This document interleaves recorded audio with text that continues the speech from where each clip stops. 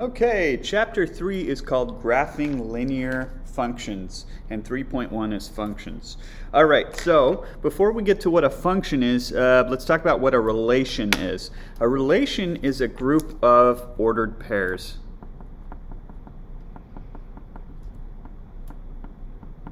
Okay, ordered pairs are XY pairs. So if you look down below, these are all relations. They're groups of ordered pairs, right? So it doesn't matter what the numbers are, any group of ordered pairs is going to be a relation. Okay, so a function is a relation, so it's a group of ordered pairs, but there's more to it. It's a relation where each input value or each x value has a unique output value. And the output value is the y. So each x is, it's usually x and y. You could use other variables, but typically x is our first, the first number in our ordered pairs are all x's, and the second numbers are y's. So each x is going to be linked to a specific unique y. Okay? All right, so we've got these groups of pairs here. We're trying to decide if these are functions. So I want to look at these and think, does each x link to a specific y? So here's how I like to think about it. I look at all the x's, and I'm thinking about those as buttons, okay? When I hit the 3 button, if this is a machine, a 4 comes out. If I have the 4 button, a 7 comes out, and so forth. So since all of these buttons are different, that actually is going to mean that, yes, this particular one will be a function. Okay, so if all of the x's are different, it's automatically going to be a function.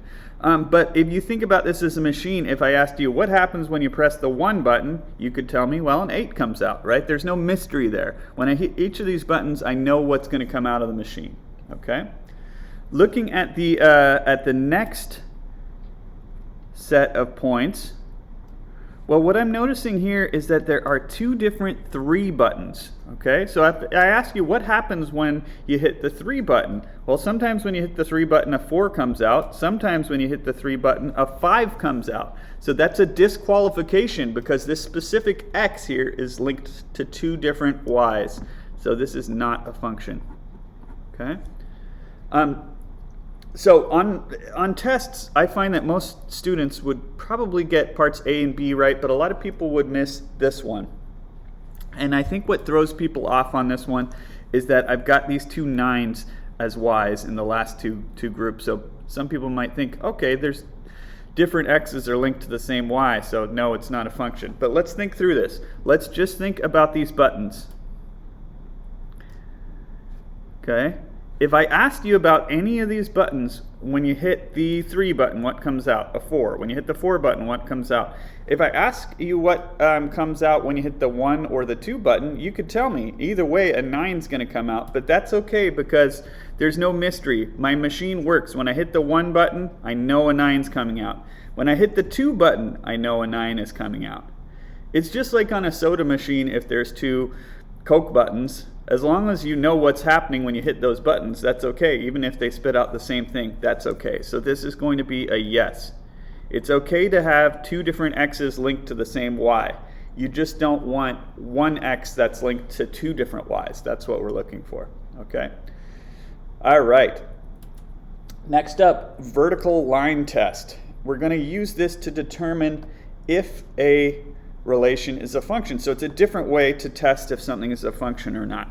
We're usually going to use a vertical line test when we have a graph. We didn't have a graph here, so usually you wouldn't use it on these. Although you could plot the points and do a vertical line test if you wanted to. Okay. So this says if any vertical line passes through the relation more than once, then it fails the vertical line test, and that means it's not a function. Okay? If a relation passes the vertical line test, then it is a function. Okay? So this is easier to show you with an example. So first, it's really important that you know what a vertical line is. So we have horizontal and vertical lines. I think of the horizon. If you look at at the beach and you look at the horizon, it's going to be like that. So this is a horizontal line. We're talking about vertical lines though here, okay? So I'm looking at this, this is a group of points, right? It's a whole bunch of points that together form this U shape. It's a parabola, right? I'm going to do the vertical line test here. So I'm getting out a vertical line. I'm thinking, is there anywhere that I could put a vertical line and have it pass through more than once? And the answer here, there's nowhere where that's going to happen. Wherever you put a vertical line, it's going to have one intersection at most. That means that this is going to pass the vertical line test. And more importantly, that means that, yes, this is a function, okay? Here we've got a sideways parabola, and when I put a vertical line, say right here, well then I've got two intersections, and that is going to fail the vertical line test, and therefore this is not a function, okay? So you could do this vertical line test back on these problems. If you're not sure, you could plot the points, and if any of the 2 points are one is directly above another one, then it would fail the vertical line test. So if you think about this one, 3, 4, and 3, 5 are, one's going to be right below the other. That would make it fail the vertical line test, and that's why it's a no. Okay? All right.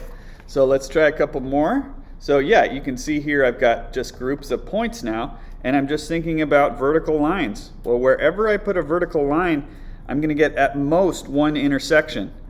Okay? This one, if I put a vertical line in just the right place, right here, then it's got more than 2 intersections. Okay, so the first one there is going to pass the vertical line test, and yes, it's a function. The second one is going to fail the vertical line test, and that means no, it's not a function. Okay. All right. Next page, let's look at domain and range. Okay, domain is going to be all of the possible x values. Or you could say input values if you're not using x's and y's, but usually the x's. And then the range is going to be all the output values, or I'll say y values. That's usually what we're talking about. Okay? And if you forget which is which, just think of the alphabet. D comes before R in the alphabet, and then X comes before Y. So, yeah, D and X both come before the other one. So that's how you can remember which is which. Okay? So looking at the domain and range of these graphs, when I'm talking about domain, since it's all of the X values, I'm thinking about how far left and right does the graph stretch. Okay? When I'm thinking about domain. So I'm thinking, okay, it's kind of stretching to the left and right here. It looks like maybe it's going to those are going to go straight up at some point, but with a parabola like that, these are actually going to stretch out forever. It'll stretch out very slowly eventually, but it'll keep stretching left and right forever. And that means for the domain, there's no limit to the domain. It stretches left and right forever. So I'm going to say all real numbers for the domain because there's no limit on the domain, okay? When I'm talking about the range, well then, since it's about the y values determine how high the points are, how far up and down. So I'm thinking how far up and down does my graph stretch when I'm looking at the y values, okay? So these go up forever. It goes up forever, but it doesn't go down forever. This does have a lowest point, okay? So this is like the floor of the parabola. That's as far down as this is going to get. So for my range, I'm talking about the y values. The y values can be 0 or anything greater than that, right? Because my y value there, the lowest y value is 0, and it goes up from there. So I can say y is greater than or equal to 0. Okay? All right. Next up, this stretches left and right just like this one does. So for my domain, I'm going to say all real numbers. There's no limit to how far left and right it stretches. By the way, sometimes you might see what looks like an uppercase R, but I call it a fancy uppercase R. That left side of it is hollow, and that means all real numbers. So yeah, I'll use that sometimes on here. And then the range, how far up and down? Well, it stretches up and down forever as well. So this is going to be all real numbers again. Okay, so I'm just going to put that fancy R for all real numbers to save some time. Okay, next example, domain. Well, looking left and right, this stretches left and right forever. So that's going to be all real numbers again. And the range, it kind of looks like it flattens out here, but this actually is going to keep stretching slowly up and down. So any S-curve, both the domain and the range are going to be all real numbers. Okay? All right. So now it gets a little more interesting. Let's find the domain and range here. It's a little hard to see, but would be the point. This point here would be -2, 0. Okay, you can see that's 5, so I could see the scale there. All right, so that point is -2, 0, and that's going to be really important because when I'm looking at the domain, I'm thinking, how far left and right does my graph stretch?